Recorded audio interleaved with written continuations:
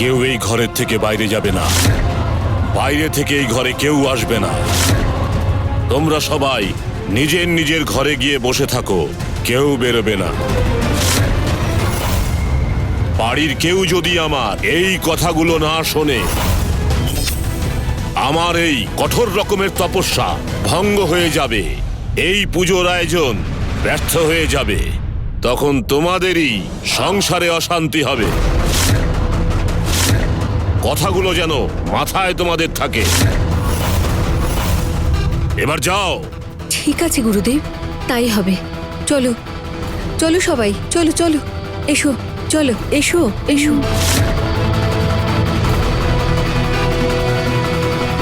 কি হলো? চলো।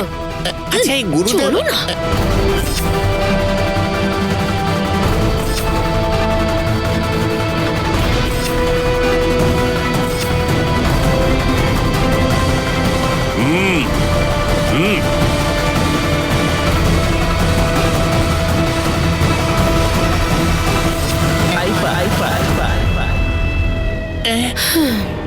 এ কি গো, সবাই হঠাৎ করে ঘরের দরজা বন্ধ করছে কেন? আমরা দুজনে কি আজ পাহাড়ের ওপরে ঘুরতে যাচ্ছি বুঝি? আবার ভুলে গেলে তুমি? সব কথা ভালো করে বুঝিয়ে বলবো, ভেতরে চলো। আরে বলছো? যেতে বলেছি তো। আরে কোথায় নিয়ে যাচ্ছ?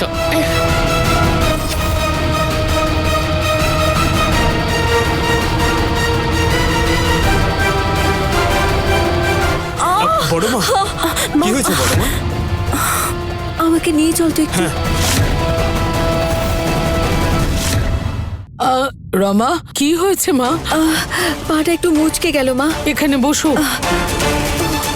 ওহ বাবা,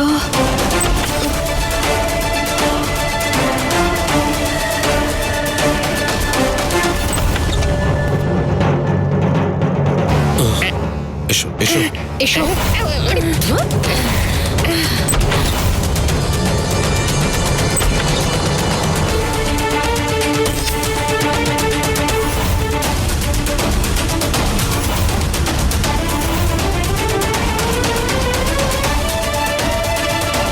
এখনই বাবা কি করতে চলেছে?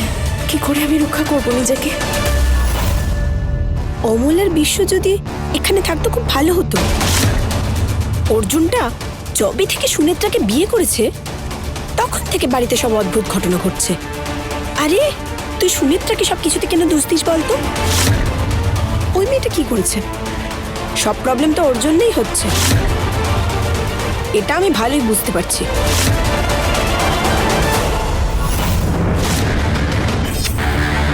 এই বিপদ থেকে কি করে নিজেকে রক্ষা করব মহেশ্বর?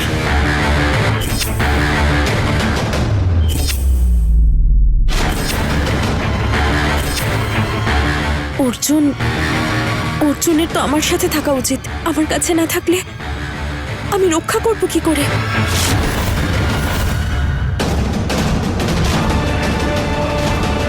কিন্তু মায়ের পায়ে লাগলো, তাই ওনার সাথে যেতে বারণও করতে পারলাম না। অর্জুন আমার কাছে চলে এলেই ভালো। হে মহাদেব,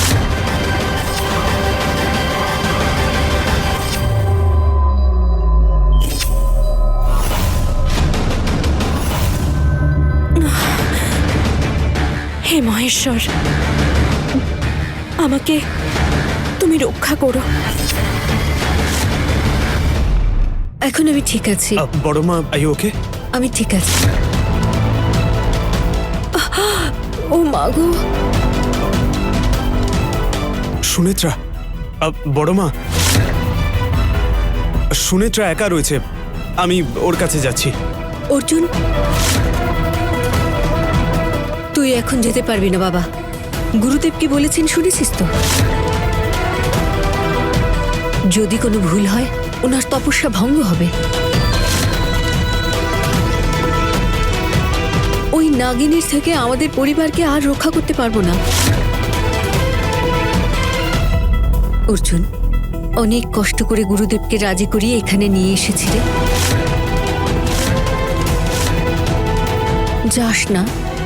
কিন্তু বড় মা, সুনেত্রা একা আছে, ও ভয় পাবে। সুনেত্রা তোর নিজের ঘরে আছে, ভয় পাচ্ছিস কেন? অর্জুন, তোর যাবার দরকার নেই রে বাবা।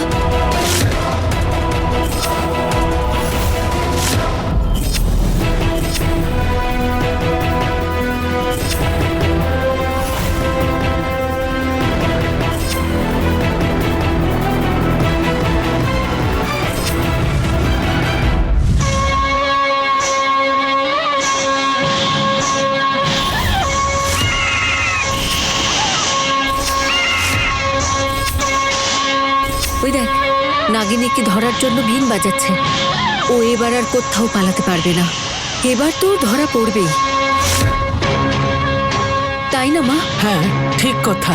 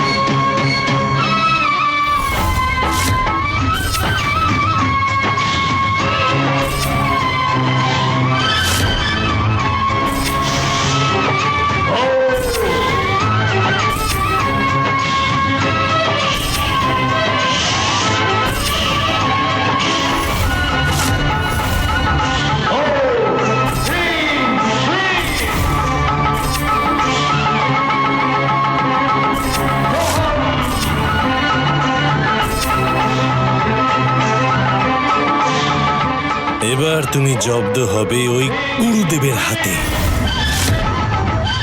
আর তারপর আমি অর্জুনকে খুব ইজিলি ধরে নিতে পারবো।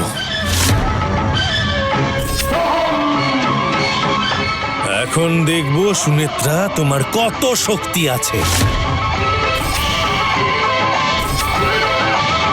ছি ছি, এসব কি রমা? না মানে আসলে চুপ করো।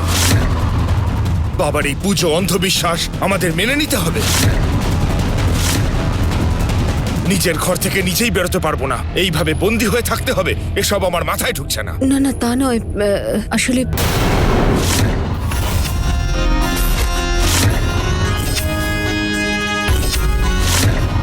এইভাবে আর কতক্ষণ বাঁচতে পারবে সুনেত্রা? আরে তুমি তো নিজেরই রক্ষা করতে পারছো না, তাহলে তোমার প্রেমের রক্ষা তুমি কি করে করবে?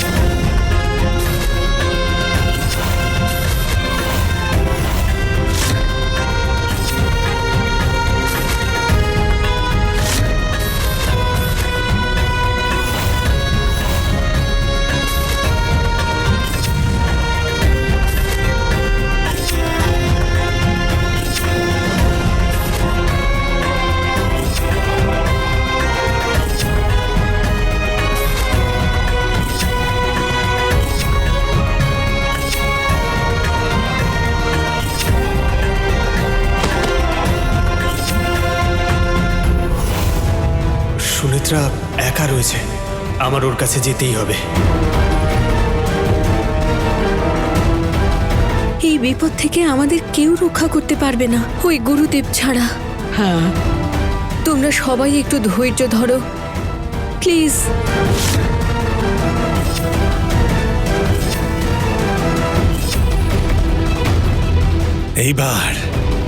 এইবার জমবে আসল খেলা।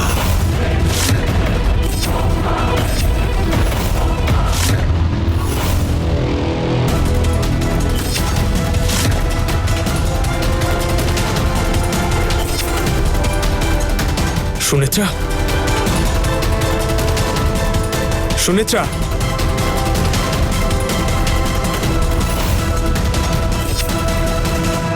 অর্জুন এখন ওর স্ত্রীকে খুঁজছে।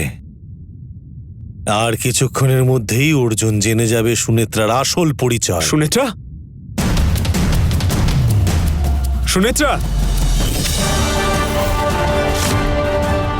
অর্জুন, এই জন্মে হয়তো তুই আমার বন্ধু, কিন্তু সুনেত্রার জন্য তুই আমাকে অনেক কষ্ট দিয়েছিস, আর সেই জন্যই তোর এই শাস্তি।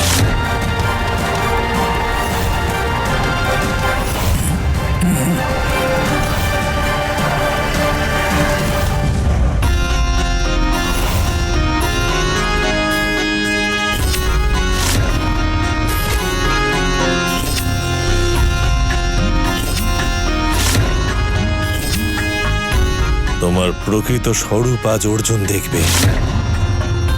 তাতে কি হবে জানো? এইসব দেখার পর ও যখন জানতে পারবে তুমি একজন নাগিনী, ও নিজেই তোমাকে ছেড়ে চলে যাবে এখান থেকে।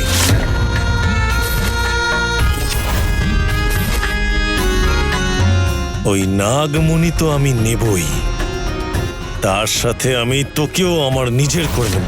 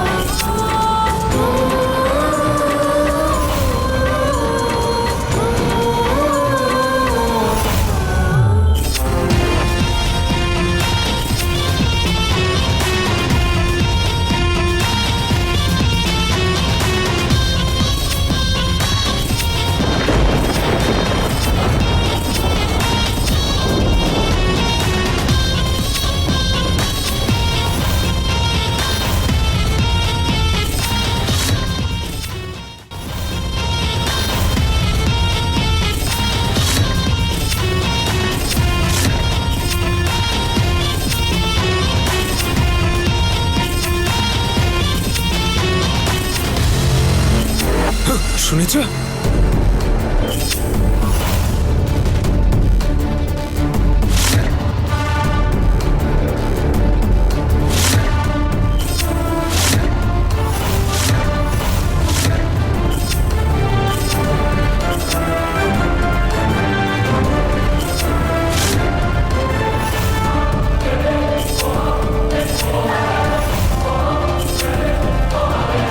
বন্ধ করো তোমাদের নাটক, না হলে আমি এক্ষুনি পুলিশ ডেকে তোমাদের ধরিয়ে দেব।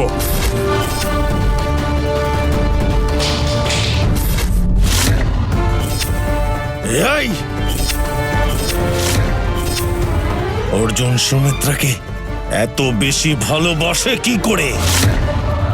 ওরে মূর্খ মানব, তোর এত বড় সাহস! আমার হাত থেকে আমার বিন তুই ফেলে দিলি। তোর প্রথম ভুল ভেবে আমি তোকে ক্ষমা করে দিয়েছি, তুই তোর ঘরে চলে যা। কাউকে আমি বেরোতে বারণ করেছিলাম, তুই কেন বেরিয়েছিস? ঘরে চলে যা। এই নাগিনীকে আমার হাতে তুলে দিয়ে যা। এটা তোমাকে লাস্ট ওয়ার্নিং দিচ্ছি, এখান থেকে এক্ষুনি চলে যাও, না হলে এত মারবো আয়নায় নিজের মুখ দেখলে আর চিনতেই পারবে না। আমি যদি এখান থেকে যাই তাহলে এই নাগিনীকে নিয়েই যাব। ও এরপর যত জন্মই নেবে আমাকে কিছুতেই ভুলতে পারবে না। এমন অত্যাচার করব ওকে।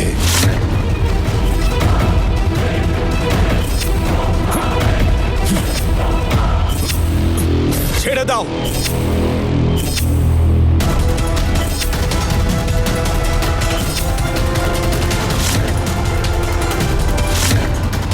সুনেত্রার হাত ছাড়ো।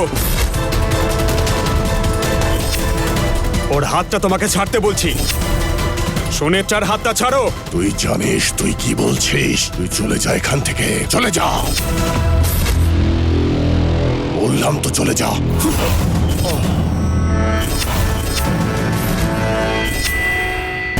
তোমাদের মতো বাবা জীবনে অনেক দেখেছি। মেয়েদেরকে নেশার ওষুধ খাইয়ে তোমরা নিজেদের ইচ্ছে মতো তাদের কাজ করাও। বাড়ির লোকেদেরকে ঘরে পাঠিয়ে তোরা একটা মেয়ের পোশাক চেঞ্জ করে দিয়েছিস।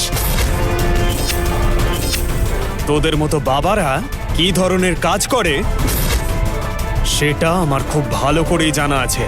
আমাকে শেখাতে যাস না। কর্ণর পেছনে একটা নাগিনী পড়েছে বলে সেটা খোঁজ করে এর সুযোগ নিতে এসছিস। আমার স্ত্রীকে, আমার পরিবারকে টার্গেট করেছিস।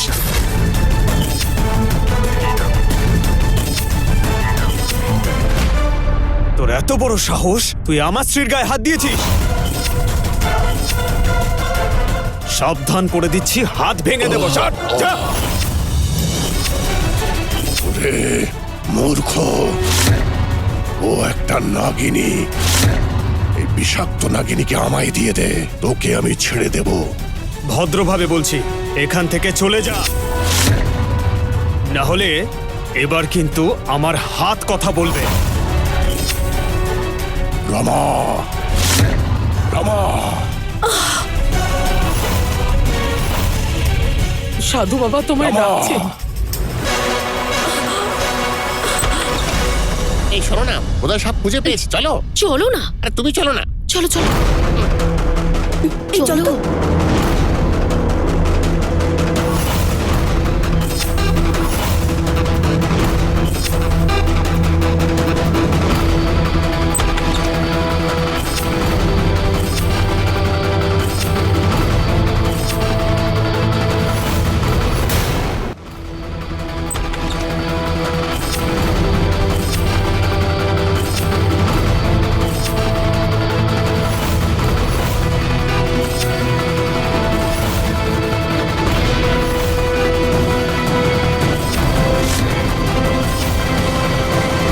সুনেত্রা এরকম জামা কেন পরে আছে?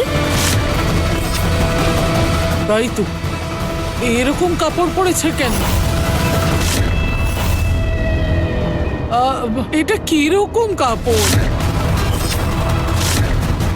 আমার জানা মতে ওর কাছে তো এরকম জামা কাপড় নেই।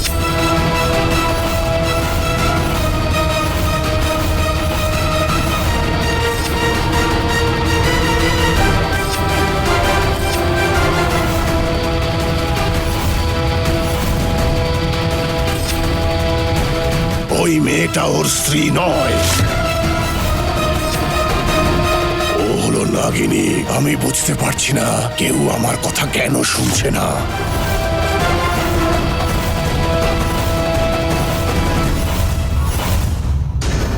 গুরুদেব, হে আপনি কি বলছেন?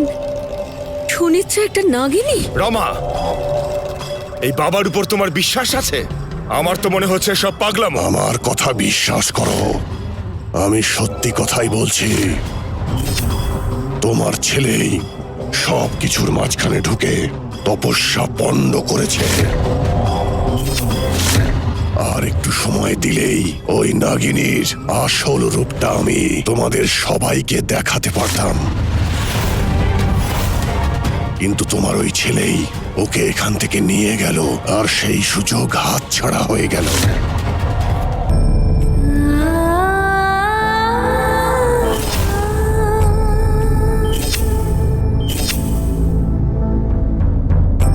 সুনেত্রা, তুমি কেমন আছো? ভালো লাগছে? তুমি একটু রেস্ট নাও, আমি ওই ভেকধারী বাবাটাকে তাড়িয়ে আসছি।